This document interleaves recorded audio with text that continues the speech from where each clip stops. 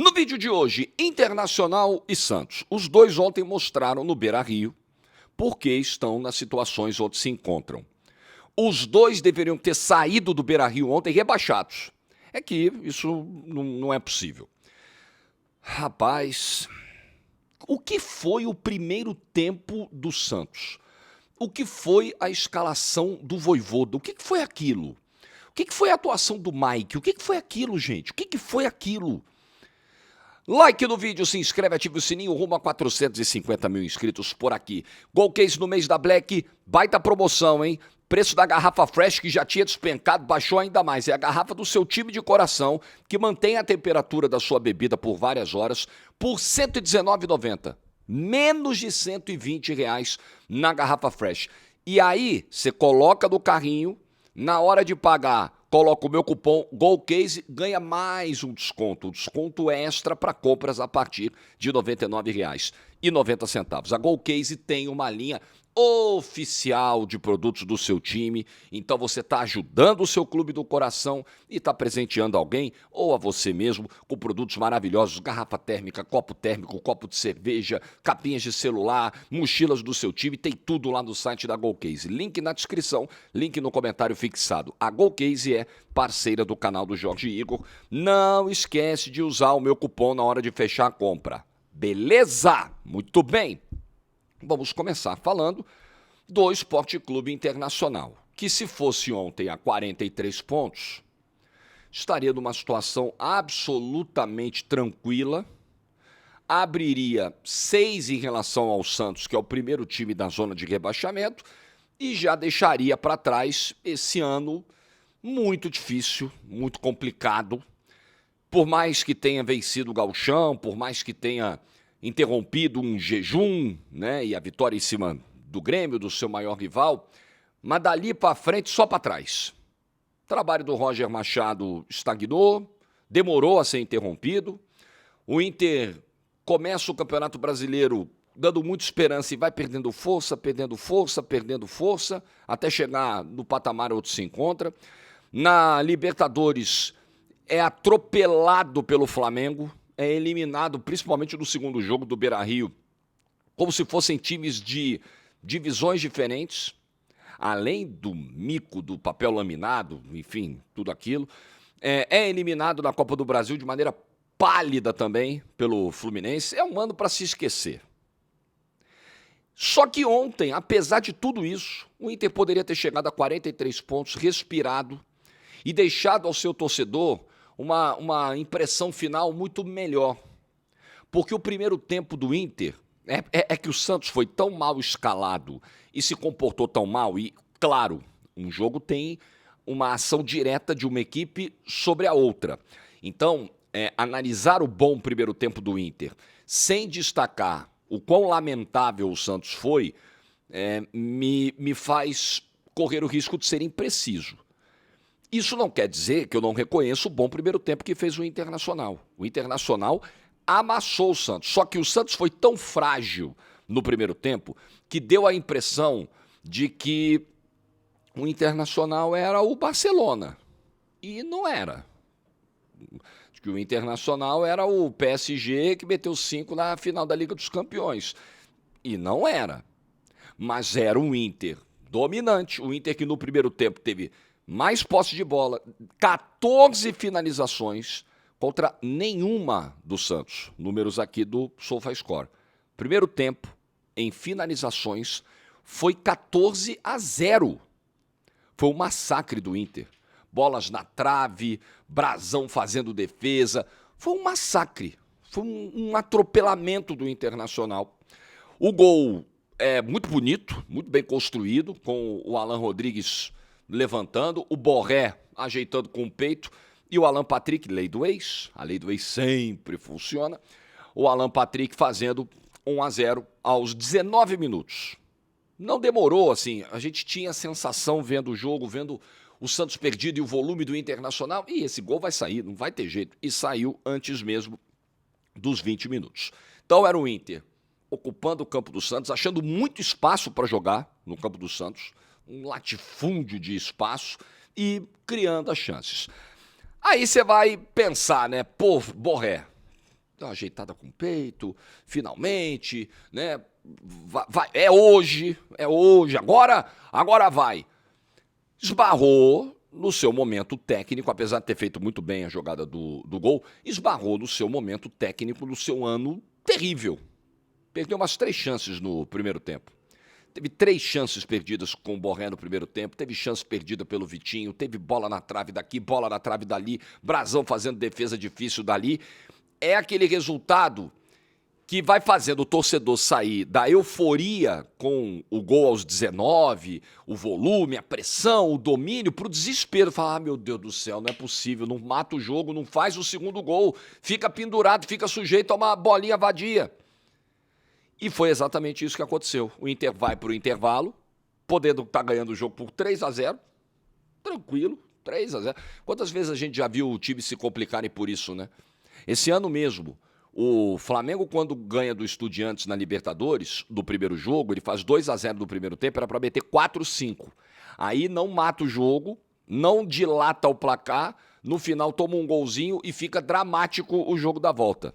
Futebol castiga muito quando você tem esse amplo domínio e não consegue ser contundente, efetivo, ter o aproveitamento das chances. E o Inter pagou o preço pelas muitas chances que perdeu no primeiro tempo.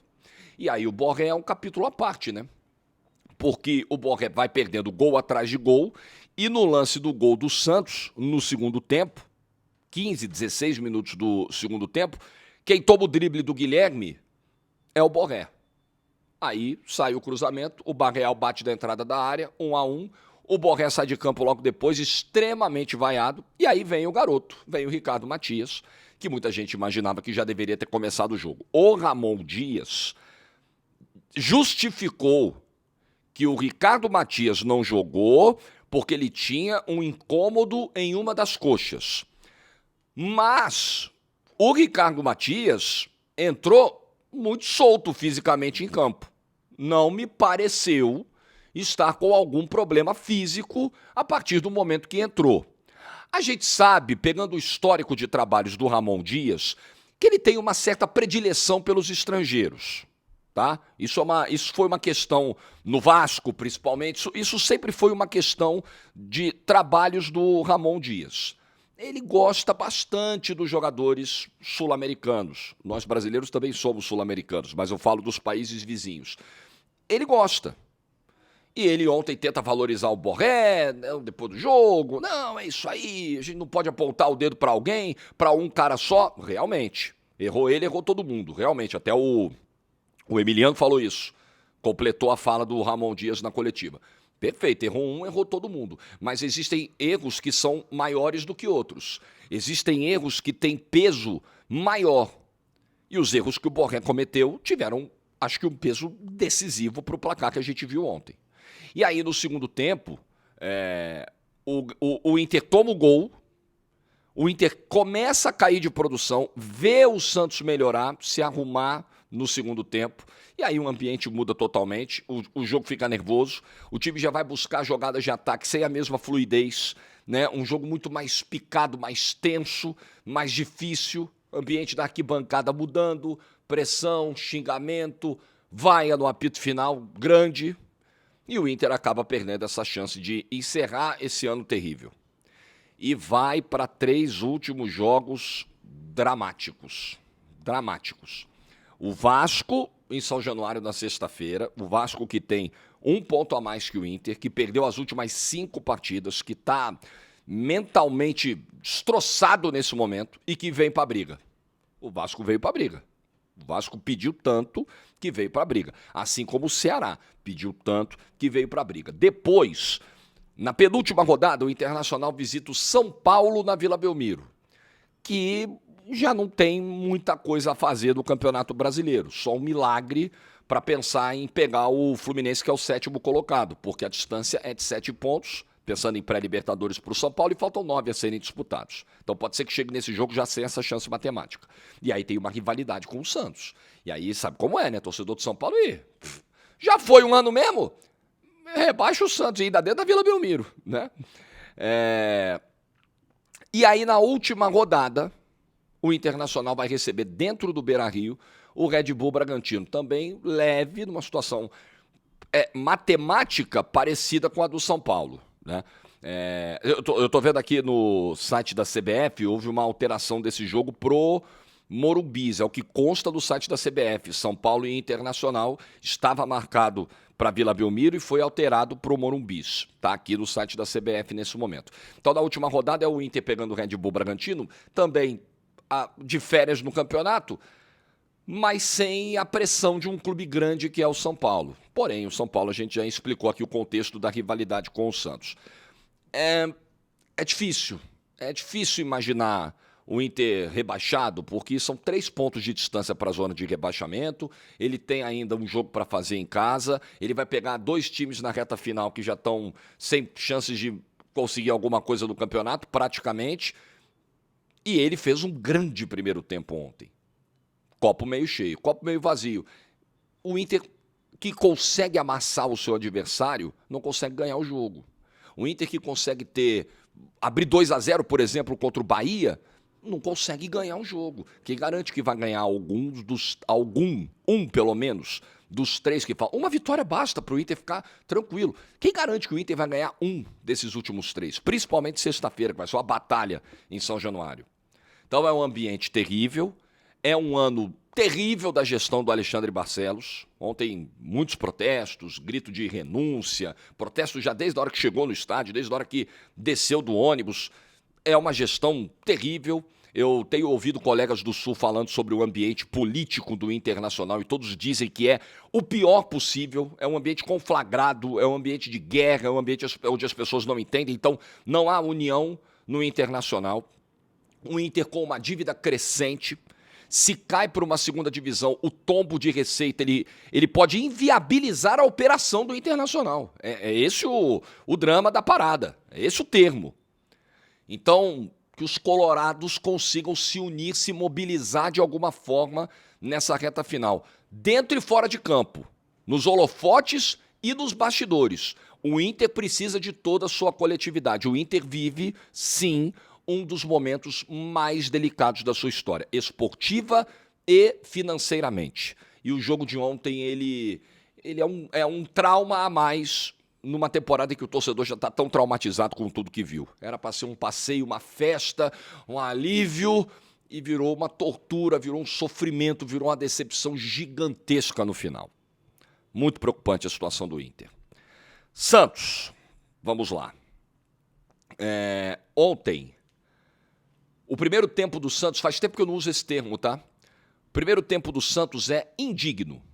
Indigno. Primeiro tempo do Santos, todos os jogadores na saída do campo, todos, deveriam chamar a reportagem do Sport TV. Vem cá, repórter, chega aqui. Os 11 estão aqui para pedir desculpa para a torcida do Santos pelo que a gente fez no primeiro tempo. Pelo papelão, pelo primeiro tempo ridículo, indigno que o Santos fez no Beira-Rio. Galera, desculpa, a gente vai melhorar, a gente vai dar bronca um no outro no vestiário, vamos dar esporro mesmo e vamos voltar aqui e vamos fazer o segundo tempo decente, pelo menos decente, para pelo menos empatar o jogo. Porque isso aqui que a gente fez no primeiro tempo não existe. Era o que todos os jogadores tinham que fazer. E além deles, o técnico do Santos deveria pegar no vestiário, no intervalo e também na coletiva e pedir desculpa para o torcedor do Santos pela escalação lamentável que ele levou a campo ontem.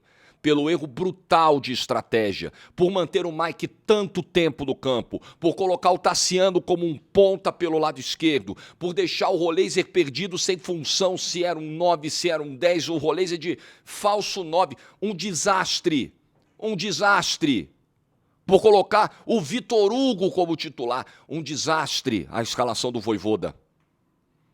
Vojvoda melhorou o time desde que chegou. O Vojvoda fez o Santos competir mais do que competia com o Kleber Xavier. Isso para mim está claro.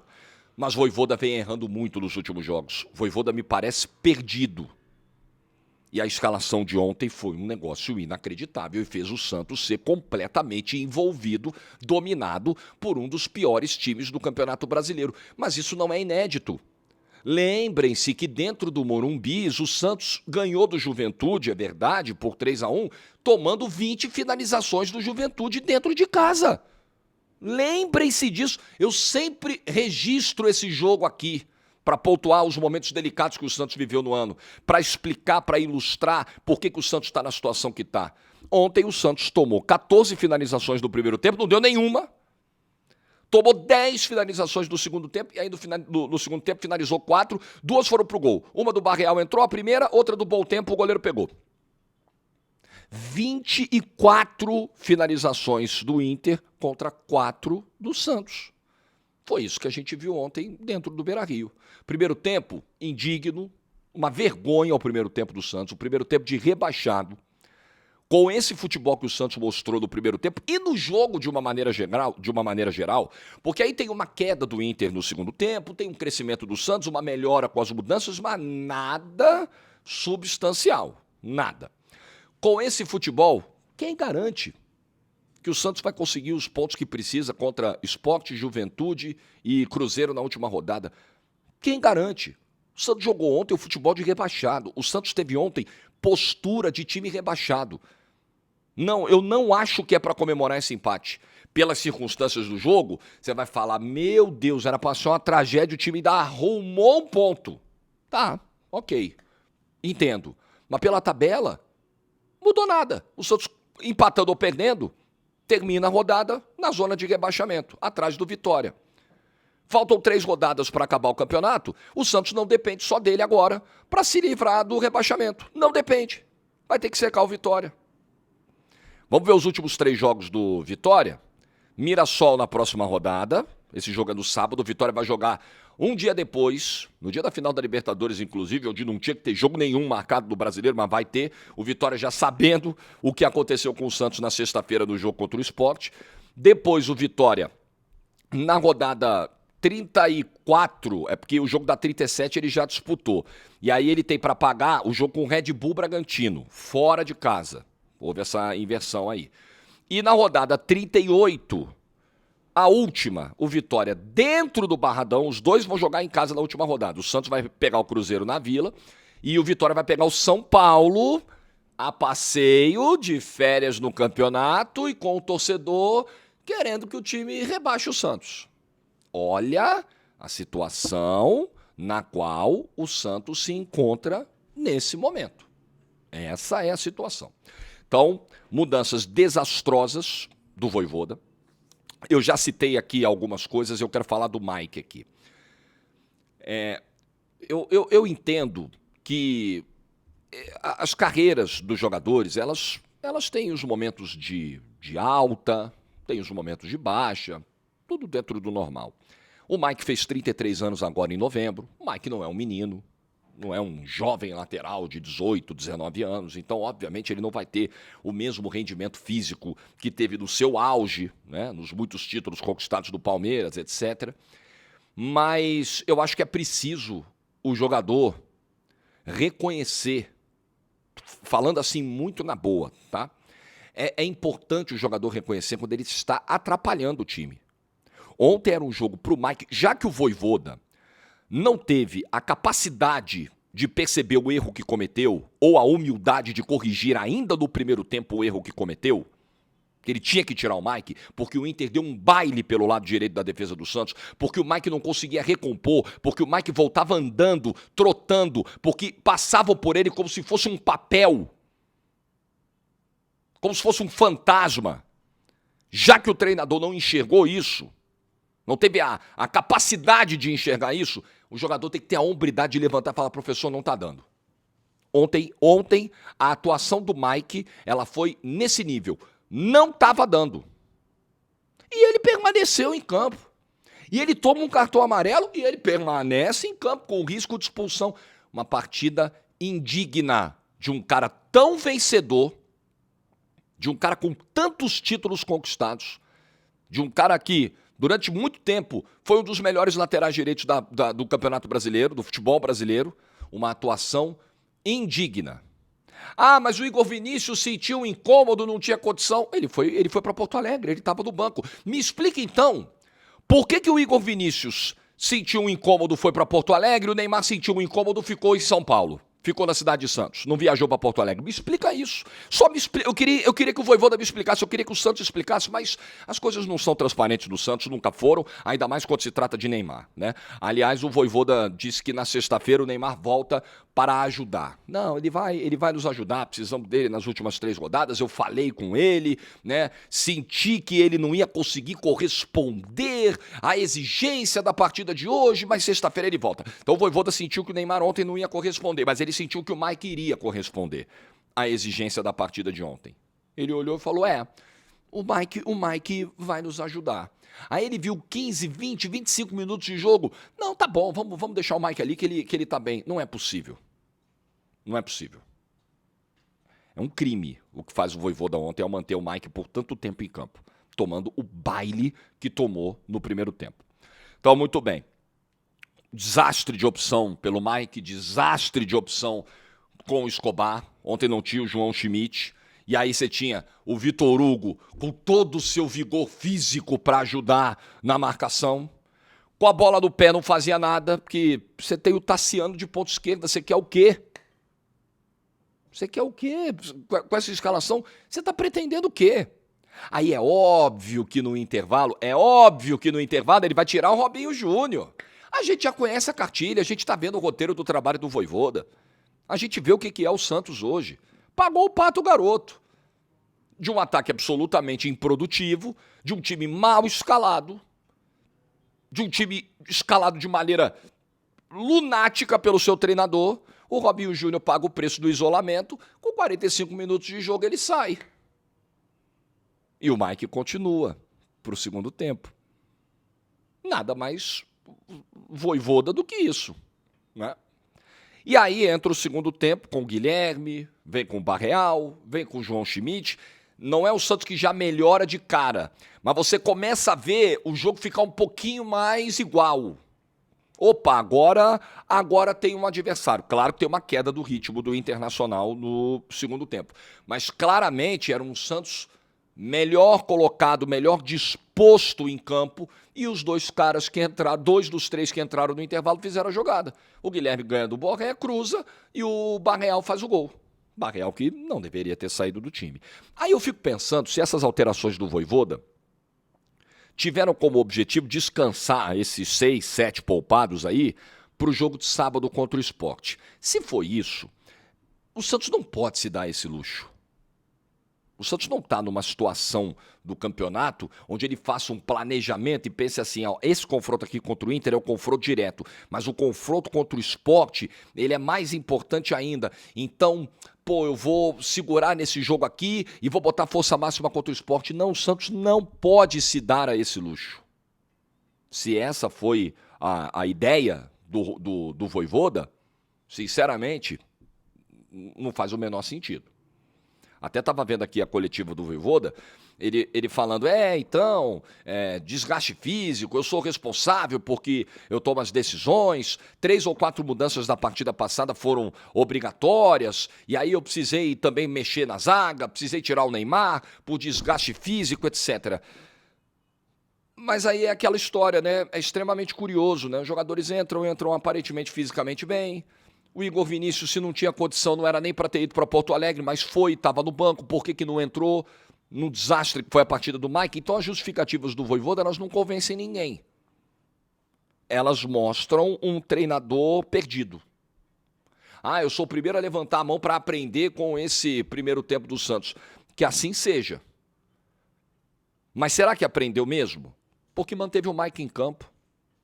Então chegar na coletiva e dizer, não, eu levanto a mão aqui, é o jogo para a gente aprender com os erros. Será que aprendeu? Eu acho que não. Ou então vai aprender de maneira atrasada, vai aprender com delay, vai precisar de um tempo. Só que não tem tempo, só tem 3 jogos. O campeonato acaba dia 7, hoje é dia 25. Só tem 3 jogos. Sexta tem jogo, no meio da outra semana tem jogo, no outro domingo tem jogo. E o Santos está na zona de rebaixamento. O Santos joga um futebol de rebaixado, o Santos tem postura de rebaixado, o Santos tem diretoria de rebaixado, o Santos tem treinador que toma decisões que culminam em rebaixamento. Esse é o panorama de hoje. Esse é o panorama terrível de hoje. O Santos é candidatíssimo ao rebaixamento.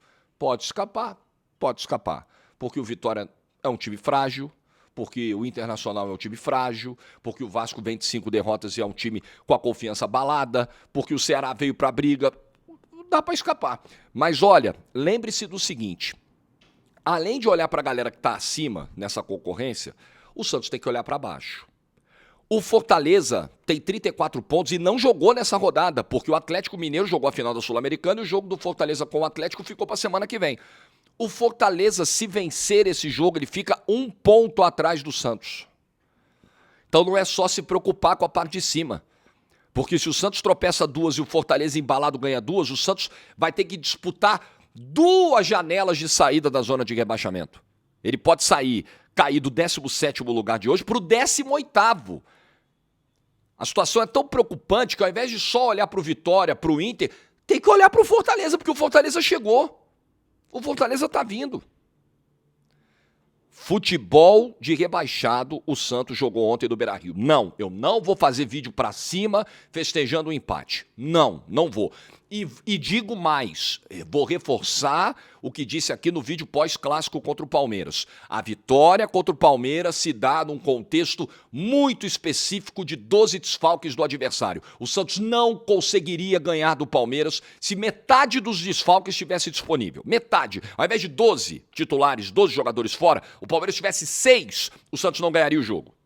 Porque o Santos precisa fazer uma força imensa para ganhar de qualquer adversário, por mais desfalcado e frágil que ele esteja. Por isso que eu não tenho nenhuma segurança de que sexta-feira o time vai passar por cima do Sport, dentro da Vila Belmiro. Esse time que não ganhou do Sport no primeiro turno, lembre-se, esse time que saiu perdendo para o Sport por 2-0 e suou para arrumar um empate dentro da Ilha do Retiro. Um dos poucos pontos, dos 17 escassos pontos que o Sport tem no Campeonato Brasileiro, um deles foi conquistado em cima do Santos, com Neymar. Estava em campo, com Neymar, que para mim deveria estar com a delegação ontem em Porto Alegre. Mas aí também é querer demais, né? Aí é esperar muito. Aí é sonhar com noites de verão.